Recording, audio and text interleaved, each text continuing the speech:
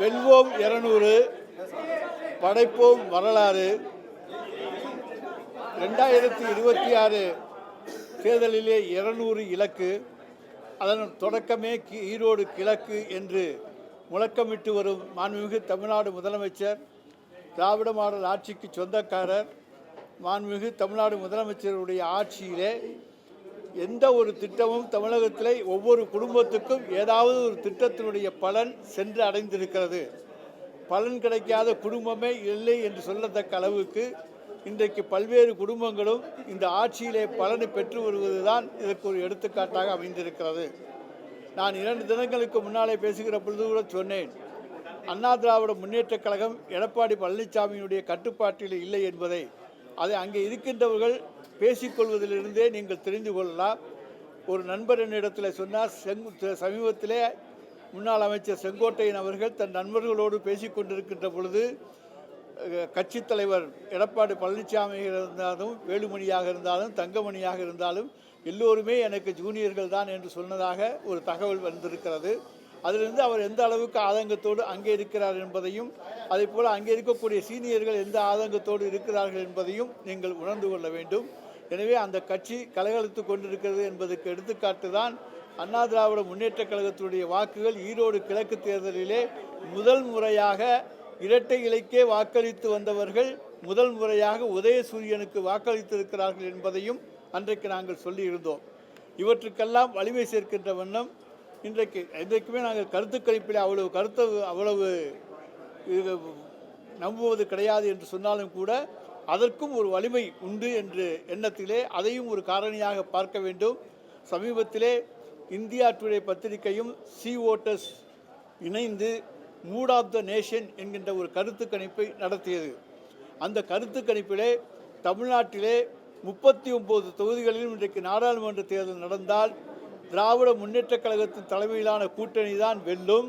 கடந்த நாடாளுமன்ற தேர்தலில் 47% ஓட்டுகளை வாங்கியிருக்கிற திராவிட முன்னேற்றக் கழக கூட்டணி 52% வாக்குகளை பெறும். அதை போல அண்ணா திராவிட முன்னேற்றக் கழகம் 23% பெற்றிருந்தது 20% குறையும் என்று ஒரு கருத்து கணிப்பும் மற்றவை எல்லாவற்றையும் சேர்த்து, அதாவது எல்லாம் ஒன்று சேர்ந்தாலும் சேராட்டியும் சேர்த்து கணக்கெடுத்து ஒரு என்டிஏ என்று போட்டு ஒரு 21% சொல்லியிருக்கிறார்கள். அதைத்தான் இங்கே நாங்கள் இன்றைக்கு சொல்ல அதையும் விரும்புகின்றோம். அந்த கருத்து கணிப்பையும் நீங்கள் பார்த்து கொள்ளலாம். என்டிஏ அலையன்ஸ் 21%, இந்தியா கூட்டணி 52%, ஏஐடிஎம்கே 20%. அதனால் எல்லாரும் சேர்ந்து வந்தாலும் தனித்து வந்தாலும் இந்த திராவிட மாடல் ஆட்சியை நடத்தி கொண்டிருக்கிற மாண்புமிகு தமிழ்நாடு முதலமைச்சருடைய ஆட்சிக்கு இன்றைக்கு ப்ரோ இன்கம்பன்சி தான் இருக்கிறது, ஆதரவு அலை தான் இருக்கிறது. ஆன்டி இன்கம்பன்சி என்பது கிடையவே கிடையாது, எதிர்ப்பு அலை என்பது கொஞ்சம் கூட கிடையாது என்பதை நாங்கள் உறுதிபட தெரிவித்துக் கொள்கிறோம். தமிழ்நாட்டு மக்கள் மகிழ்ச்சியோடு தான் இருக்கிறார்கள். ஆனால் சிலர் அதை ஏதாவது ஒரு சம்பவங்களை சுட்டி காண்பித்து அதை மிகப்படுத்தி இந்த ஆட்சியிலே இந்த மாதிரி குறைகள் இருக்கிறது என்று சொல்லுகிறார்களே தவிர, இன்றைக்கு தமிழக மக்கள் அனைவரும் ஏதாவது ஒரு திட்டத்தினாலே தங்களுக்கு நன்மை கிடைத்திருக்கிறது, பலன் கிடைத்திருக்கிறது. இதற்கு முந்தைய ஆட்சிகளிலே எங்களுக்கு எந்த விதமான பலனும் கிடையாது, அத்தகைய எல்லா வாய்ப்புகளும் எங்களுக்கு கிடைத்திருக்கிறது என்கின்ற நம்பிக்கையோடு இந்த திராவிட மாடல் ஆட்சியை வரவேற்றுக் கொண்டிருக்கிறார்கள். மாணவியர்கள் வரவேற்றுக் கொண்டிருக்கிறார்கள். அதே போல விரைவிலேயே பட்டாக்கள் வழங்குகிற நிகழ்ச்சியும் நடக்க இருக்கின்றது. எனவே அந்த அளவுக்கு தமிழக மக்களுடைய நிலைமையை புரிந்து கொண்டு அவர்களுக்கு தேவையான அனைத்து வசதிகளையும் தருகின்ற ஒரு திராவிட மாடல் ஆட்சியைத்தான் மாண்புமிகு தமிழ்நாடு முதலமைச்சர் அவர்கள் நடத்தி கொண்டிருக்கிறார்கள். அங்கே அண்ணா திராவிட முன்னேற்றக் கழக கூட்டணி கலகலத்து கொண்டிருக்கிறது என்பது 23%லிருந்து 20% அவர்களுடைய வாக்கு வங்கி சரிந்திருப்பதை எடுத்து காட்டுகிறது. எல்லா புதிய கட்சிகள் இருக்கிற கட்சிகள் எல்லாத்தையும் சேர்த்து பார்த்தாலும் அங்கே என்டிஏ என்று 21% தான் வருகிறது. எனவே எங்களை பொறுத்த வரைக்கும் 52% என்பதை இன்னும் உயர்த்துவதற்கான முயற்சியை இந்த ஓராண்டிலே எங்களுடைய மாண்புமிகு தமிழ்நாடு முதலமைச்சர் அவர்களும் துணை முதலமைச்சர் அவர்களும் மேற்கொள்வார்கள். அதன் மூலமாக தமிழகத்திலே தொடர்ந்து திராவிட முன்னேற்றக் கழக கூட்டணியுடைய ஆட்சி தொடரும். மீண்டும் தமிழகத்தை ஆளுகிற பொறுப்பை தமிழக மக்கள் எங்களுடைய தலைவர் தளபதி அவர்களிடத்தில் தருவார்கள் என்பதை தெரிவித்துக் கொள்கிறேன். ஆமாம், 2024 மக்களவைத் தேர்தலில் பாஜகவுடைய வாக்கு சதவீதம் 15% இருக்கு. ஆனால் இப்போ ரிலீஸ் பண்ணக்கூடிய வாக்கு சதவீதம் பார்த்தீங்கன்னா 21 உயர்ந்திருக்கு, 3% உயர்ந்திருக்குல்ல பாஜக. அதான் எல்லா கட்சியும் சேர்த்துன்னு சொல்கிறேன்ல, புதிய கட்சி எல்லா கட்சியும் சேர்த்து 21% அவ்வளோதான். அது ஒன்றும் வாக்கு உயர்வுன்னு நாங்கள் சொல்லணும். எங்களுக்கு 47 52 ஆயிருக்கு. அதை பாருங்கள். அவங்களுக்கு வந்து எல்லாரும் இன்னைக்கு மற்றவரெல்லாம் சேர்த்து தான் அங்கே 21%. அதாவது ஒரு குறிப்பிட்ட அளவு ஏற்றுக்கொள்ள வேண்டும். மக்கள் மனதில் என்ன இருக்கிறது என்பதை அவர்கள் சர்வே செய்து தருகிறார்கள். அதை நாம் ஒரு அளவுகோலாக எடுத்துக்கொள்ள வேண்டும். அதற்கு ஏற்றாற்போல் நாம் நடந்து கொண்டு இதை அதிகப்படுத்துவதற்கான முயற்சிகளை மேற்கொள்ள வேண்டும். இது நமக்கு கொடுக்கின்ற ஒரு பாடம். அதை நாம் உணர்ந்து கொண்டு அதற்கேற்றாற்போல் செயல்பட வேண்டும். இன்னும் நாங்கள் எங்கள் வாக்கு வங்கியை அதிகரிப்பதற்காக நிச்சயமாக எங்களுடைய முதலமைச்சர் அவர்கள் நடவடிக்கை எடுப்பார்.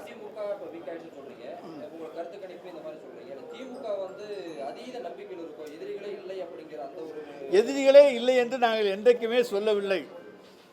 முன்னாள் முதலமைச்சர் மாண்புமிகு ஜெயலலிதா அவர்கள் தான் சொன்னார்கள், கண்ணுக்கு தெரிந்த தூரம் வரை எனக்கு எதிரிகளே இல்லை என்று. நாங்கள் எதிரிகள் இல்லை என்று சொல்லவில்லை. எதிரிகள் இருக்கிறார்கள், அவர்களுக்கும் வாக்கு வங்கி இருக்கிறது என்று தான் சொல்கிறோம். அந்த வாக்கு வங்கியை சேர்த்து வந்தாலும் எங்கள் வாக்கு வங்கியை அவர்கள் மிஞ்ச முடியாது.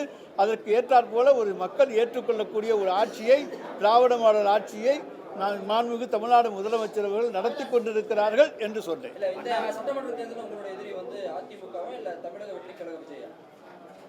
அதாவது இது கருத்து கணிப்புகளின்படி தனிக்கட்சியாக பார்த்தால் அண்ணா திராவிட முன்னேற்ற கழகம். அண்ணா அறிவாலயத்தில் உள்ள ஒவ்வொரு செங்கலையும் எடுக்காமல் விடமாட்டேன்னு சொல்லி பாஜக மாநில தலைவர் அண்ணாமலை நேற்று பேசியிருக்காரு.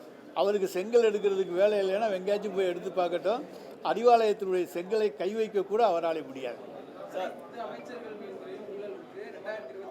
சார் எப்போவுமே அது சொல்கிற குற்றச்சாட்டுகள் தான் சார். ஆட்சியில் இருக்கிற பொழுது அமைச்சர்கள் மீது குற்றச்சாட்டை சொல்வது இயற்கை.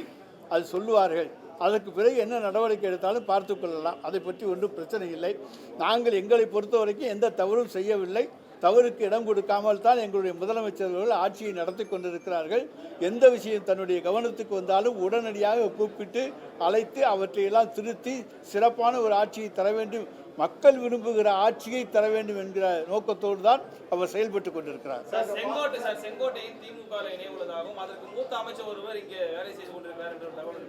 நாங்கள் அப்படியெல்லாம் சொல்லலை. அங்கே அவர் அதிருப்தியில் இருக்காருங்கிற வார்த்தைகளைத்தான் சொன்னோமே தவிர அவர் திமுகவில் வந்து இணைய போகிறார் என்றெல்லாம் நான் சொல்லவில்லை.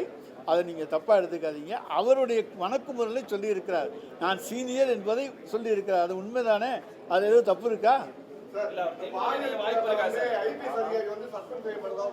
என்ன? அதாவது யார் தவறு செய்தாலும் குற்றச்சாட்டப்படுவது வந்து அங்கே வந்து போதுமான ஆதாரங்கள் இருந்தால் அவர்கள் மீது நடவடிக்கை எடுக்க வேண்டும். அதுதான் சட்டம். அதை இன்றைக்கு யார் தைரியமாக வந்து சொன்னாலும் செய்யக்கூடிய ஆட்சி நடக்கின்ற காரணத்தால் தான் ஒவ்வொருவரும் வந்து புகார் கொடுக்கிறார். அது வந்து அதுக்கப்புறம் துறை ரீதியான நடவடிக்கை, சட்ட ரீதியான நடவடிக்கை எல்லாமே எடுப்பார்கள். இதன் மூலமா நீங்க வந்து திமுக வந்து அதிக வாக்கு சதவீதம் பெறும் சொல்ற அடிப்படையில் இப்பயே கூட்டணி கட்சிகளை வந்து நீங்க சொல்றீங்களோ நம்ம தான் வெற்றி பெற போறோம், அதனால இந்த சீட் பார்கெனிங்லாம் வந்து பார்த்தீங்கன்னா உங்களுடைய கட்டுப்பாட்டில் இருக்கின்ற ஒரு தகவல் நீங்க சொல்றீங்க. அதெல்லாம் கிடையாது. நாங்கள் தோழமை கட்சியை எப்போதுமே மதிக்கக்கூடியவர் எங்களுடைய முதலமைச்சர். ஈரோடு கிழக்கு சட்டமன்ற உறுப்பினர் சந்திரகுமார் அவர்கள் பதவியேற்பு விழாவிலே அனைத்து தோழமை கட்சி தலைவர்களையும் அழைத்து பதவியேற்க செய்திருக்கின்றார். தோழமைக்கு உரிய மரியாதையை தருகிற ஒரு முதலமைச்சர், ஒரு கட்சி தலைவர் எங்களுடைய தலைவர். நாங்கள் யாரையும் கட்டாயப்படுத்த மாட்டோம்.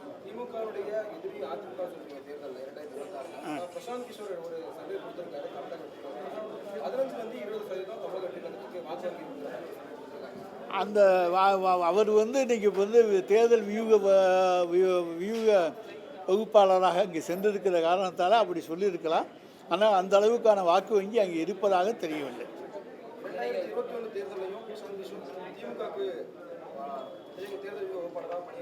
தேர்தலில் ஒர்க் பண்ணார். ஆனால் மக்கள் சக்தி எங்களிடத்தில் இருந்தது. நாங்கள் அதற்கு 5 ஆண்டுகளுக்கு முன்னரே களத்தை தயார் செய்தோம்.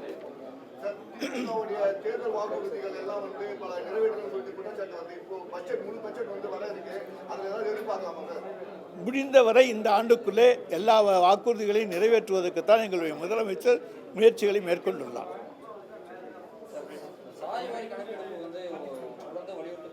இல்லைங்க, ஜாதிவாரி கணக்கெடுப்பு என்பது சென்சஸ் வந்து மத்திய அரசினுடைய சப்ஜெக்ட். அவங்க எடுத்தால் அது ப்ராப்பராக இருக்கும். நாம் வந்து ஜாதிவாரி கணக்கெடுப்பை எடுத்தோமேயானால் அதற்கு உண்டான சட்ட வலிமை கிடையாது. அதனால் வந்து பல பிரச்சனைகள் எடுப்புமே தவிர அதுக்கு சட்டபூர்வமான இது கிடையாது. எனவே தான் மத்திய ஒன்றிய அரசை ஜாதிவாரி கணக்கெடுப்பை எடுங்கள், சென்சஸை நடத்துங்கள் என்று நாங்கள் வலியுறுத்துகிறோம். ஜாதிவாரி கணக்கெடுப்புக்கு நாங்கள் எதிரிகள் அல்ல. நாங்கள் எடுப்பது சட்டப்படி பூர்வீகமாக செல்லாது. எடுத்து வச்சுக்கிட்டு என்ன பண்ணுறது? அதை இம்ப்ளிமெண்ட் பண்ண முடியாது. யாரு கோர்ட்டுக்கு போனாங்கன்னா செல்லாது.